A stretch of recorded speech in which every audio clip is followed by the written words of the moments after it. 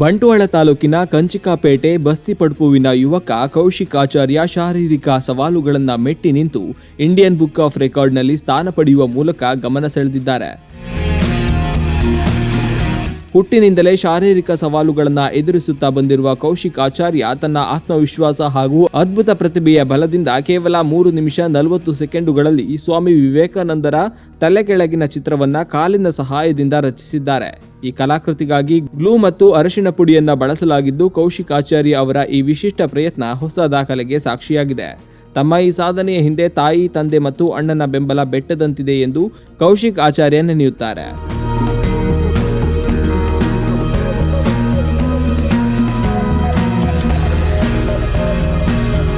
ಉನ್ನತ ಶಿಕ್ಷಣದ ಜವಾಬ್ದಾರಿಯನ್ನ ಆಳ್ವಾ ಶಿಕ್ಷಣ ಸಂಸ್ಥೆಯ ಎಂ ಮೋಹನ್ ಆಳ್ವಾ ಅವರು ವಹಿಸಿಕೊಂಡಿದ್ದು, ಸಂಸ್ಥೆಯ ವತಿಯಿಂದ ಪ್ರತಿಯೊಂದು ಚಟುವಟಿಕೆಗಳಿಗೂ ಸಂಪೂರ್ಣ ಸಹಕಾರ ನೀಡಲಾಗುತ್ತಿದೆ. ದಾಖಲೆ ನಿರ್ಮಾಣದ ಸಮಯದಲ್ಲಿ ಆಳ್ವಾ ಸಂಸ್ಥೆಯ ಟ್ರಸ್ಟಿ ವಿವೇಕ್ ಆಳ್ವಾ ಅವರು ನೀಡಿದ ಪ್ರೋತ್ಸಾಹ ಸ್ಮರಣೀಯ ಎಂದು ಕೌಶಿಕ್ ಆಚಾರ್ಯ ತಿಳಿಸಿದ್ದಾರೆ.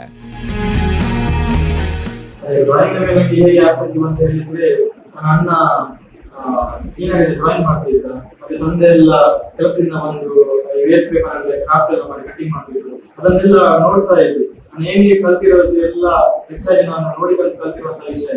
ಈ ಮೊದಲು ನಾನು 1ನೇ ಕ್ಲಾಸ್ ಅಲ್ಲಿ ಒಂದು ಗಿಡಿದು ಡ್ರಾಯಿಂಗ್ ಮಾಡಿದ್ವಿ. ಅದೇ ಪ್ರತಿಭಾ ಕಾರಂಜಿಯಲ್ಲೆಲ್ಲ ಕಾಂಪಿಟೇಷನ್ ಕೊಡುವಾಗ ಡ್ರಾಯಿಂಗ್ ಎಲ್ಲ ಆ ಡ್ರಾಯಿಂಗ್ ಅಲ್ಲಿ ಗಿಡಿದು ಒಂದು ಡ್ರಾಯಿಂಗ್ ಮಾಡಿದ್ವಿ. ಆ ಡ್ರಾಯಿಂಗ್ ಮೊದಲು ಅಲ್ಲಿ ಫಸ್ಟ್ ಪ್ರೈಸ್ ಸಿಕ್ಕಿತ್ತು. ಅದು ಪ್ರೈಸ್ ಈಗ ಕೂಡ ಮನೆಯಲ್ಲಿ ಉಂಟು. ಅದೊಂದು ನಮಗೆ ತುಂಬಾ ಖುಷಿಯ ವಿಚಾರ.